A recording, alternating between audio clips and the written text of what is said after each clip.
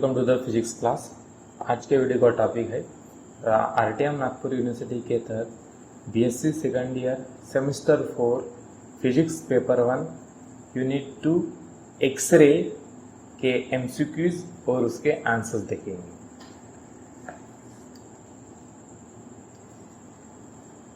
यहाँ पर exam related कुछ इंस्ट्रक्शंस है जो कि हमने इस सीरीज़ के फर्स्ट वीडियो में डिस्कस कर लिया था, जो भी एग्ज़ाम होने वाले हैं वो ऑफलाइन मल्टीपल चॉइस बेस्ड होगी। जो भी एग्ज़ाम होने वाली है वो एग्ज़ाम होम सेंटर में रहेगी, यानी कि अपने खुद के कॉलेज में रहेंगी। उसके बाद में जो भी क्वेश्चन पेपर्स होंगे वो 50 क्वेश्चंस होंगे और उसमें से कोई भी 40 क्वेश्चंस आपको सॉल्व करने पड़ेंगे। हर एक क्वेश्चन 2 मार्क के लिए पूछा जाएगा। क्वेश्चन पेपर का टाइम ड्यूरेशन 90 मिनट या फिर 1.5 घंटे का होगा। जो भी करेक्ट आंसर होगा उसके सामने आपको राइट मार्क करना है। क्वेश्चन 1 देखते हैं। X-ray lies in which region of the electromagnetic spectrum? Option A is 1 to 0.01 angstrom unit. Option B is 10 to 700 angstrom unit. Option C is 1 to 100 angstrom unit.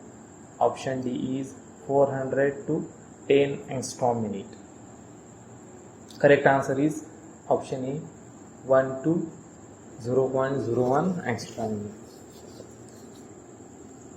अगर हम इलेक्ट्रोमैग्नेटिक स्पेक्ट्रम को देखते हैं तो यहाँ पर radio waves, microwaves, infrared, visible, ultraviolet, उसके बाद में एक्सरे आता है जिसकी वेवलेंथ होती है 1 angstrom min to 0.01 angstrom min, यानी कि गामा रेज के आसपास।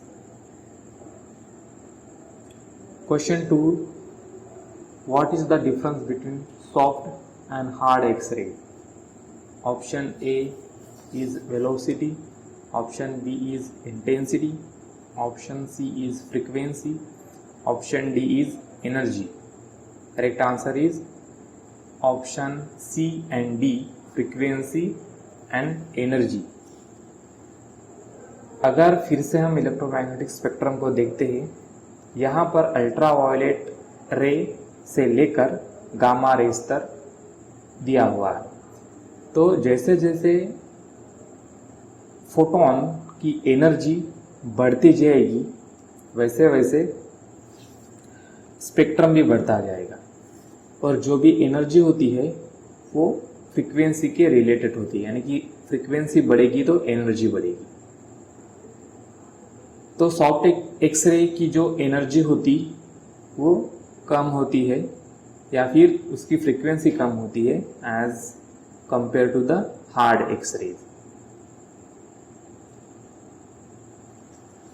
Question number 3, X rays when incident on metal. Option number A is exert a force on it. Option number B is transfer energy. Option number C is transfer pressure. Option number D is all of above.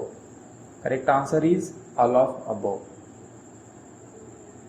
Question 4, when X-rays pass through a strong uniform magnetic field, then they, option A is do not get deflected at all.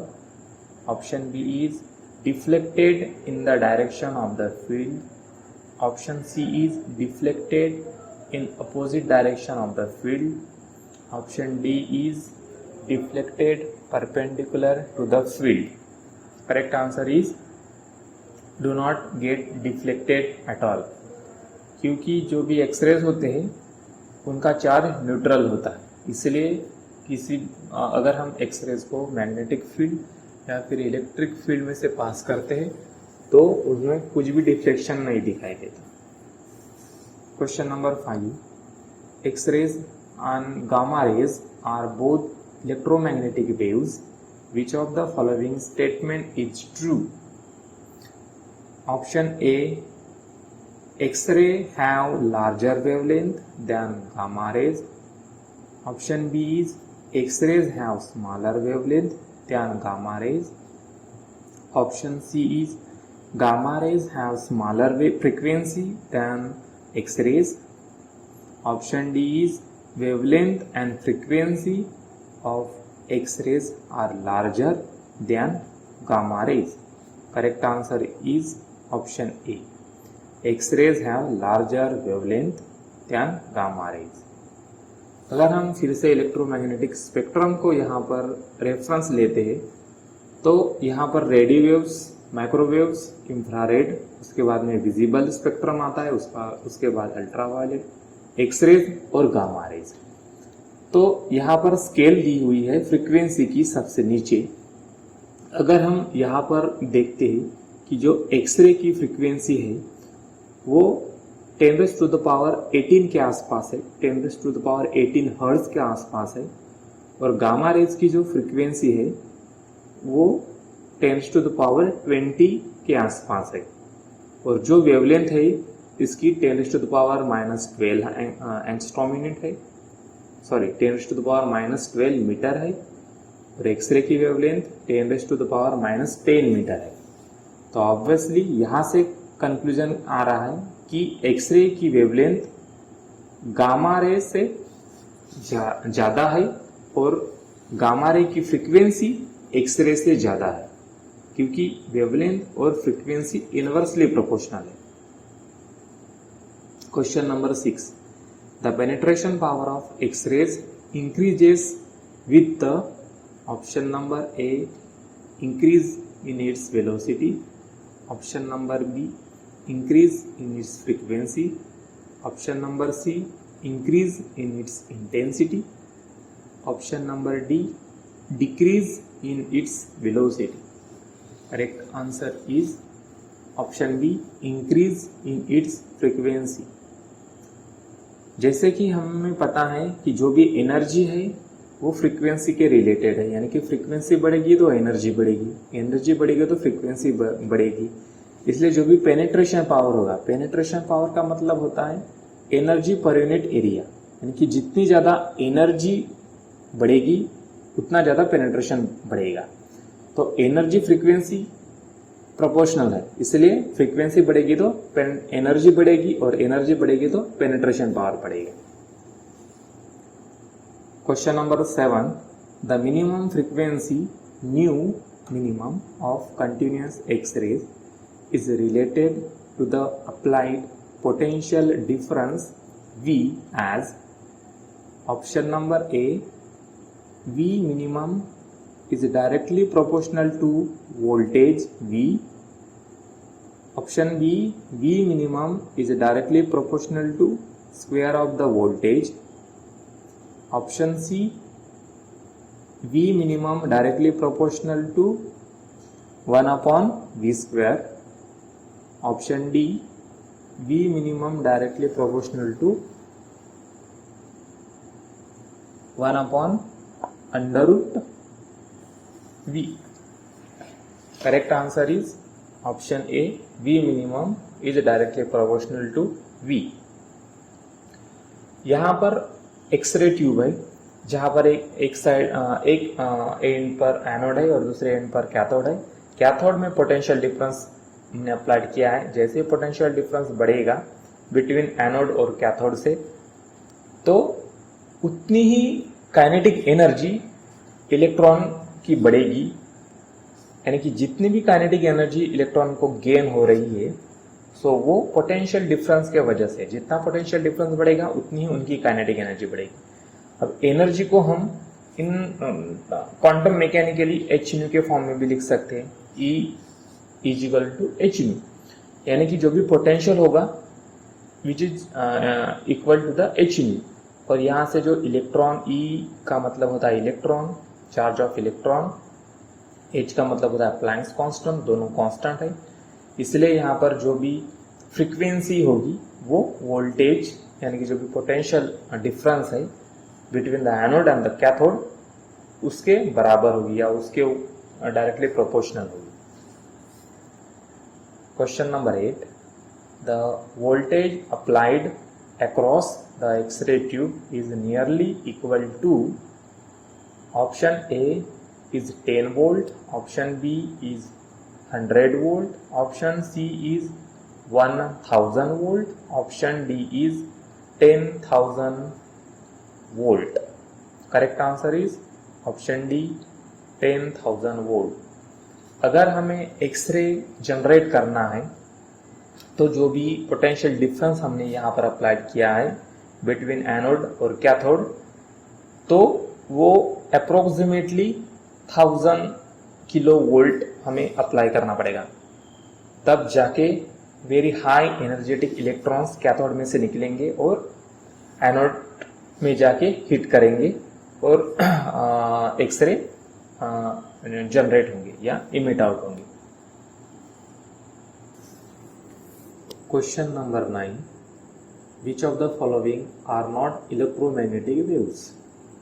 Option A gamma rays, option B beta rays, option C X rays, option D infrared rays. Correct answer is option B beta rays. अगर हम electromagnetic spectrum को observe करते हैं तो यहाँ पर radio waves है, microwaves है, उसके बाद में इंफ्रारेड, उसके बाद में विजिबल रे, उसके बाद में अल्ट्रावायलेट, एक्स रेज और गामा रेज. यहाँ पर जो बीटा रेज है ये न्यूक्लियर रिएक्शन में निकलते हैं, which is not a part of the electromagnetic waves. Question 10. Which of the following has highest energy?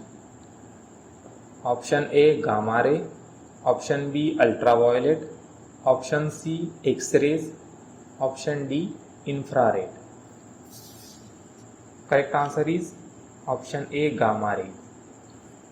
फिर से हम इलेक्ट्रोमैग्नेटिक स्पेक्ट्रम को रेफरेंस लेंगे. यहाँ पर वेवलेंथ की स्केल दी हुई है मीटर में, फ्रीक्वेंसी की स्केल दी हुई है हर्ट्ज में और एनर्जी की स्केल दी हुई है. फ्रीक्वेंसी और एनर्जी एक ही डायरेक्शन में इंक्रीज होंगी, वेराज जो भी वेवलेंथ होंगी वो अपोजिट डायरेक्शन में वेरी होगी. तो यहाँ पर एनर्जी यहाँ पर देखेंगे कि जहाँ पर फ्रीक्वेंसी कैसे बढ़ रही है, तो रेडियो वेव्स से ज़्यादा फ्रीक्वेंसी माइक्रोवेव्स की होंगी, माइक्रोवेव से ज़्यादा फ्रीक्वेंसी IR रेज की होगी, और उसके बाद में गामा एक्स रेज की होगी और गामा रेज की होगी. साथ साथ जैसे जैसे फ्रीक्वेंसी बढ़ेगी वैसे वैसे एनर्जी भी बढ़ेगी, इसलिए गामा रेज की फ्रीक्वेंसी सबसे ज़्यादा हाईएस्ट एनर्जी होगी. Question number 11. Who invented the modern X-ray tube? Option number A Coolidge, option number B Roentgen, option number C Villard, option number D Balmer. Correct answer is Coolidge. यहाँ पर जो diagram दिख रही है which is modern X-ray tube invented by Coolidge. जो भी रॉन्जन है, रॉन्जन ने एक्सरेज के इन्वेंशन किया था. एक्सरे ट्यूब का मॉडर्न एक्सरे ट्यूब का इन्वेंशन कुलिग ने किया था. Question number 12. Bones look white in X-ray photograph because option number A they are good absorber of X-rays, option number B they are bad absorber of X-ray, option number C they reflect X-rays, option number D they are good absorber of UV rays. Correct answer is option number A they are good absorber of x ray.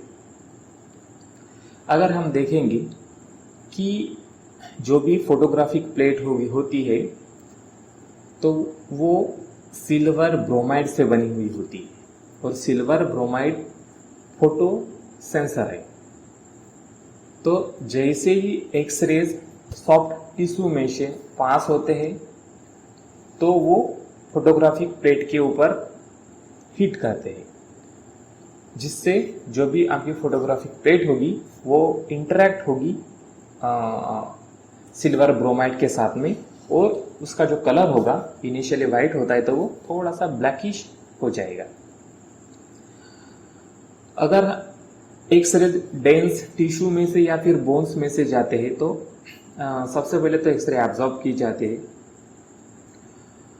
उसके बाद में absorb करने के बाद में वो कम react होते हैं सिल्वर ब्रोमाइड के साथ में, इसलिए बोन्स के नीचे का जो भी फोटोग्राफिक प्लेट होती है वो वाइट एज इट इज रहती है। Question 13, as the X-rays pass through the matter, its intensity, question number A, increase, question number B, remain constant, question number C, decrease or increase, question number D, decrease. Correct answer is question number D, decrease. Suppose मान लो कि एक material है और material में से हम x ray photon पास कर रहे हैं, तो जितना मटेरियल की थिकनेस ज़्यादा होगी उतनी एक्सरे की जो इंटेंसिटी होगी वो डिक्रीज होगी, और जो भी इंटेंसिटी डिक्रीज होगी वो एक्सपोनेंशियल डिक्रीज होगी, जो कि यहाँ पर दिया हुआ है I = I0। I0 initial intensity है जो कि डिक्रीज हो रही है which is proportional to the thickness of the material, यानी कि जितनी मटेरियल की थिकनेस होगी उतने ही रेट से एक्सपोनेंशियली एक्सरे की इंटेंसिटी डिक्रीज होगी। Question number 14, Moseley law can be state as where nu is frequency and Z is atomic number. Option A, nu square is directly proportional to z square. Option B, nu directly proportional to z cube. Option C, nu directly proportional to z. Option D, nu directly proportional to z square. Correct answer is option D, nu directly proportional to z square. यानी कि जो भी frequency होगी वो atomic number, square of the atomic number के proportional में होगी। यहाँ पर हमारे पास में एक मोसले रिलेशन है जो बताता है कि frequency nu which is directly proportional to z-1 whole square, where 1 is the constant here. अगर हम इसे वेवलेंथ के फॉर्म में अगर लिखते हैं so we will get 1/λ directly proportional to z-1 whole square. Question 15, if the voltage of X-ray tube is double the intensity of X-rays will become. Option number A unchanged, option number B half, option number C double, option number D 4 times. Correct answer is option number A, unchanged. As we know that अगर हमने potential difference apply किया between the anode और cathode, तो जो भी electrons है cathode से निकल रहे हैं, तो जैसे जैसे हम पोटेंशियल बढ़ाएंगे वैसे वैसे उन इलेक्ट्रॉन्स की जो एनर्जी है वो बढ़ती जाएंगी, काइनेटिक एनर्जी बढ़ती जाएंगी। इंटेंसिटी का मतलब होता है number of electron per unit time. तो जैसे जैसे हम पोटेंशियल बढ़ाएंगे तो इलेक्ट्रॉन की डेंसिटी या फिर नंबर ऑफ इलेक्ट्रॉन्स तो कांस्टेंट ही रहेंगे, लेकिन उनकी काइनेटिक एनर्जी बढ़ेगी। Intensity will remain unchanged. Question number 16. Calculate the wavelength of radiation coming out of cobalt, जिसका एटॉमिक नंबर है 27. If Ka radiation of molybdenum Z is equal to 42 has a wavelength of 0.75 angstrom minute. Option number A 0.865 angstrom minute. Option number B 1.865 angstrom minute. Option C 2.865 angstrom minute. Option D 3.865 angstrom minute. Correct answer is option B 1.865 angstrom minute. यहाँ पर हम Mosle law use करेंगे क्योंकि यहाँ पर atomic number दिया हुआ है और वेवलेंथ दी हुई है और हमें एक रिलेशन पता है। मोसले लॉ क्या बताता है कि जो भी फ्रीक्वेंसी होगी वो डायरेक्टली प्रोपोर्शनल होगी एटॉमिक नंबर से। फ्रीक्वेंसी को हम वेवलेंथ में कन्वर्ट कर देंगे जो कि 1/λ होगा और डायरेक्टली प्रोपोर्शनल होगा z-1 तो हम क्या करेंगे, यहाँ पर दो एलिमेंट्स दिए हुए हैं कोबाल्ट और मोलिब्डेनम। तो हम 1/1 कोबाल्ट के लिए एक वेवलेंथ ले लेंगे 1/λ C0, ये कोबाल्ट की वेवलेंथ होगी और 1/λ m0 ये मोलिब्डेनम की वेवलेंथ होगी। अब इन दोनों इक्वेशन को हम कंपेयर करेंगे और डिवाइड करेंगे। अगर हम डिवाइड करते हैं तो हमें क्या मिलता है, lambda cobalt divided by lambda molybdenum, साथ साथ यहाँ पर उनका atomic number -1² divided by atomic number of molybdenum -1²। तो यहाँ पर जो भी हमें इस न्यूमेरिकल में जो भी गिवन है वो हम यहाँ पर पुट कर देंगे तो फाइनली हमें कोबाल्ट की वेवलेंथ यहाँ से 1.865 एंगस्ट्रॉम मिनट मिल जाएगी। Question number 17, calculate the minimum applied potential required to produce X ray 2 angstrom unit wavelength. Option number A 12.4 kilovolt, option number B 15.4 kilovolt, option C 18.4 kilovolt, option D 12.4 volt. Correct answer is option A 12.4 kilovolt. इसे solve करने के लिए हम एक formula use करेंगे जो कि lambda minimum is equal to 12400 divided by voltage. यहाँ पर न्यूमेरिकल में यहाँ पर वेवलेंथ दी गई है तो हमें वोल्टेज निकालना है। तो वोल्टेज का फार्मूला होगा, वोल्टेज निकालने के लिए फार्मूला होगा V is equal to 12400 divided by lambda minimum. Voltage इसका यूनिट है किलो वोल्ट। जब हम इसे सॉल्व करेंगे तो फाइनली हमें आंसर मिलेगा voltage is equal to 12.4 kilovolt.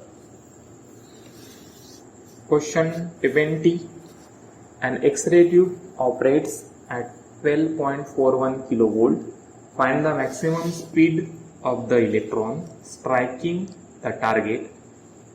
Given mass of the electron is 9.1 into 10 raised to the power -31 kilogram पर चार्ज दिया हुआ है इलेक्ट्रॉन का जो कि 1.6 into 10 raised to the power -19 coulomb है। Option A is 22 into 10 raised to the power 7 meter per second. Option B is 6.6 into 10 raised to the power 8 meter per second. Option C is 66 into 10 raised to the power 7 meter per second. Option D is 6.6 into 10 raised to the power 7 meter per second. Correct answer is option D 6.6 into 10 raised to the power 7 metre पर सेकंड। इस numerical को solve करने के लिए हमारे पास में एक पोटेंशियल डिफरेंस और काइनेटिक एनर्जी का एक रिलेशन है E into V is equal to kinetic energy. Kinetic energy का फार्मूला हमें पता है which is half mv²। m is the mass of the electron और v वेलोसिटी है उसकी। यहाँ पर जो भी पोटेंशियल दिया हुआ है 12.41 किलो वोल्ट वो हम E इंटू वी के जगह पे रख देंगे।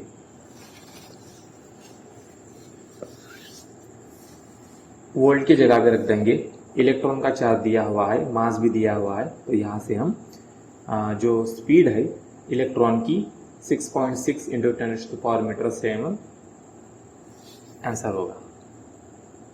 Question number 21, calculate the maximum frequency of X ray when applied potential difference of 25 kilovolt.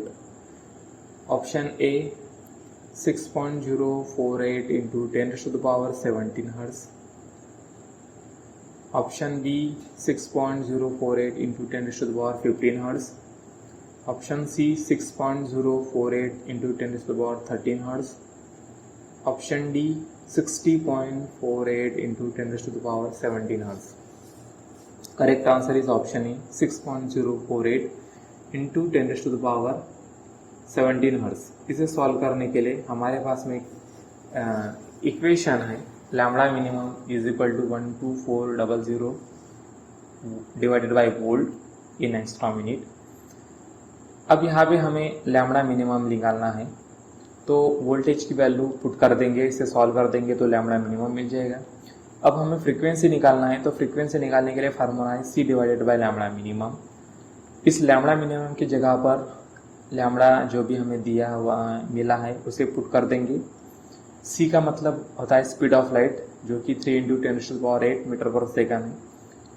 इसे सॉल्व कर देंगे तो फाइनली फ्रीक्वेंसी हमें मिल जाएगा 6.048 into 10⁻17 hertz. Note,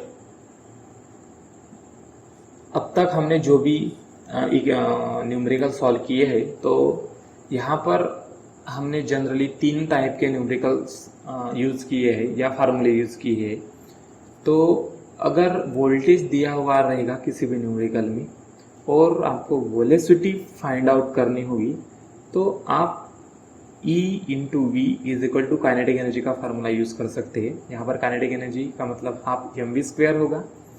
E charge of the electron और V का मतलब होता है potential difference applied between the anode and cathode. अब यहाँ से हमें V निकाल देंगे, जो कि √2 into E into V divided by M हो। अगर न्यूमेरिकल में वोल्टेज दिया हुआ है और वेवलेंथ या फिर फ्रीक्वेंसी निकालना होता है, या फिर वेवलेंथ और फ्रीक्वेंसी दी हुई है और वोल्टेज निकालना होगा, तो सेम फार्मूला हम यूज करेंगे यहाँ से E into V is equal to kinetic energy. लेकिन काइनेटिक एनर्जी जो कि क्वांटम मैकेनिकली क्या होगा, hν होगी, hν के बराबर होगी। तो अगर इसे सॉल्व करेंगे तो फाइनली हमें मिलेगा एक इक्वेशन जो कि होगा lambda minimum is equal to 12400 divided by V. यहाँ पर लैम्बडा मिनिमम है, लैम्बडा का मतलब वेवलेंथ। अब वेवलेंथ को हमें फ्रीक्वेंसी के फॉर्म में चेंज करना है, तो फ्रीक्वेंसी के फॉर्म में चेंज करने के लिए फार्मूला क्या है, V nu maximum is equal to C divided by lambda minimum. C का मतलब होता है स्पीड ऑफ लाइट, न्यू का मतलब फ्रीक्वेंसी और लैम्बडा का मतलब वेवलेंथ। अगर न्यूमेरिकल में एटॉमिक नंबर दिया हुआ है किसी भी एलिमेंट का, टारगेट एलिमेंट का, और हमें फ्रीक्वेंसी और वेवलेंथ निकालने को कह रहे हैं, या फिर वेवलेंथ या फ्रीक्वेंसी दोनों में से कुछ भी एक दी गई है और हमें एटॉमिक नंबर अगर निकालना होगा किसी भी टारगेट एलिमेंट का, तो यहाँ पर हम मोसले लॉ यूज करेंगे, जो कि nu directly proportional to the Z-1 square होगा। अब हम फ्रीक्वेंसी को लैम्बडा यानी कि वेवलेंथ के फॉर्म में भी कन्वर्ट कर सकते हैं, जो कि 1 by lambda directly proportional to Z-1 whole square होगा। Thank you.